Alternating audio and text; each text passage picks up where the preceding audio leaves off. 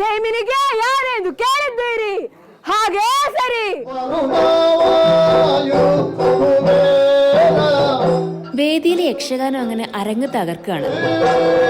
വേദിയിൽ മാത്രമല്ല, വേദിക്ക് പിന്നിലും കാഴ്ചകൾ കളർഫുൾ ആണ്. ചായം പൂശിക്കൊണ്ടിരിക്കുന്നവര്, മേക്കപ്പ് കേട്ടിട്ട് സ്റ്റേജിൽ കയറാൻ കാത്തിരിക്കുന്നവര്, എല്ലാം കഴിഞ്ഞ് ക്ഷീണിച്ചിരിക്കുന്നവര്, അങ്ങനെ. പക്ഷെ മേക്കപ്പ് റൂമിൽ കയറിയാല് ശിവനെ ഇതേത് രാജ്യം എന്ന് തോന്നിപ്പോവും. കാരണം ഇവിടെ എല്ലാവർക്കും കന്നഡ മാത്രം ಗೊತ್ತು. ಎಲ್ಲ ಆಯ್ತಾ ನೋಡಿಕೊಳ್ಳಿ ಅಮ್ಮ, ಎಲ್ಲ ಆಯ್ತಾ ನೋಡಿ. ಯಾವ ಸ್ಕೂಲ್ ಕೇಳಿ ಎಲ್ಲ ಆಯ್ತಾ ಅಣ್ಣ? ಒಂದು ಸಪರೇಟ್ ಹಬ್ಬ ಕೊಡಿ. യക്ഷഗാനത്തിൽ കുറേ കഥ ഉണ്ട്. ക്ഷേത്രകലയാണ് ഇത്, ആക്ച്വലി ക്ഷേത്രകലയാണ്. അപ്പോൾ ഓരോരു അമ്പലത്തിൻ്റെ ഒരു ക്ഷേത്രത്തിൻ്റെ കഥ ഇതിൽ ഇതാക്കുന്നത് പൗരാണിക. അതല്ലാതെ നമുക്ക് മഹാഭാരതോ രാമായണ എല്ലാം ഇതിൽ ശരിച്ചിട്ടുണ്ട്. ഇപ്പോൾ കാസർഗോഡിൽ എങ്ങനെ പറയുമെങ്കിൽ തുടങ്ങുന്നത് രാത്രി ഒരു 9:30 തുടങ്ങിയെങ്കിൽ രാവിലെ ഒരു 5:30 മണിയോളം ഫുൾ ഡേ പ്രോഗ്രാം, നൈറ്റ് പ്രോഗ്രാമാണിത്. കാസർഗോഡൻ കലാരൂപമാണെങ്കിലും മറ്റു ജില്ലക്കാരായ കുട്ടികൾ തുളുനാടൻ ഗുരുക്കന്മാരുടെ സഹായത്തോടെ കന്നഡ പഠിച്ചെടുത്ത് യക്ഷഗാന വേദിയിൽ തകർക്കുന്നുണ്ട്.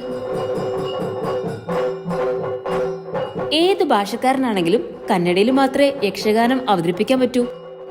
മലയാളക്കാർ കന്നഡ പഠിക്കണമെങ്കിൽ ഭയങ്കര ബുദ്ധിമുട്ടാണ്. നമ്മൾ എന്ന് പറഞ്ഞെങ്കിൽ പഠിപ്പിക്കുമ്പോൾ ഫസ്റ്റ് നമ്മൾ പഠിപ്പിക്കുന്നതെങ്കിൽ ഡയലോഗാണ്. ഡയലോഗ് നേരെ ഇല്ലെങ്കിൽ ഏത് പ്രോഗ്രാമും നേരാവത്തില്ല. നമ്മളിപ്പോൾ ജഡ്ജസ്മാരായെങ്കിലും ഫസ്റ്റ് നോക്കുന്നത് ഡയലോഗാണ്. കന്നഡത്തിൽ ഞങ്ങൾ പറയൂ, ഓരോ മലയാളത്തിൽ അത് എഴുതും. കന്നഡത്തിൽ ഞങ്ങൾ പറയുന്നത് അവർ മലയാളത്തിൽ അത് എഴുതിയിട്ട് പഠിക്കും. ഇംഗ്ലീഷ് മീഡിയം ആയെങ്കിൽ അവർ ഇംഗ്ലീഷിൽ എഴുതിയിട്ട് അത് പഠിക്കും. ഹിന്ദിക്കാരായെങ്കിൽ ഹിന്ദിയിൽ എഴുതിയിട്ട് അവർ പഠിക്കും. അപ്പോൾ അത് പഠിച്ചെങ്കിൽ മാത്രമേ നമുക്ക് ബാക്കി സ്റ്റെപ്പ് എന്ത് കുഴപ്പമില്ല. കിരീടവേഷം, ഹാസ്യവേഷം, സ്ത്രീവേഷം തുടങ്ങി 7 വേഷങ്ങളായിരിക്കും യക്ഷഗാനത്തിനുണ്ടാവുക. ഈ കലോത്സവത്തിൽ നമ്മളെ ടീമിൽ 7 പേരുള്ളത്.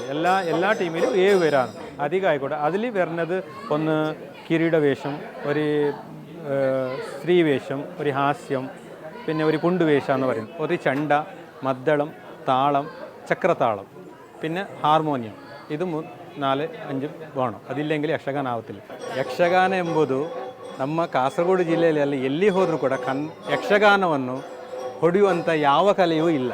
ಅಂದರೆ ಅಷ್ಟು ಒಳ್ಳೆಯ ಕಾರ್ಯಕ್ರಮ ಅಂದರೆ ಯಕ್ಷಗಾನ. ನೀವು ಭರತನಾಟ್ಯ ಆಗಲಿ, ಮೊಯಿನಾಟ್ಯ ಆಗಲಿ, ಕಥಕ್ಕಳಿ ಆದರೂ ಕೂಡ ಇದನ್ನೆಲ್ಲ ಮುಂದೆ ಬಂದದ್ದು ಯಕ್ಷಗಾನ ಅಂತೇಳಿ, ಗಂಡು ಮೆಟ್ಟಿನ ಕಲೆಯಾದ ಯಕ್ಷಗಾನವೇ ಇದು ಮುಂದೆ ಅಂತೇಳಿ ನಾನು ಹೇಳೋದಕ್ಕೆ ಇಚ್ಛಪಡ್ತೇನೆ. അപ്പോൾ പറഞ്ഞു വന്നത്, ನಮ್ಮ ಕಾಸರಗೋಡಿನ ಯಕ್ಷಗಾನ അതിസുന്ദರವಾಗಿದೆ.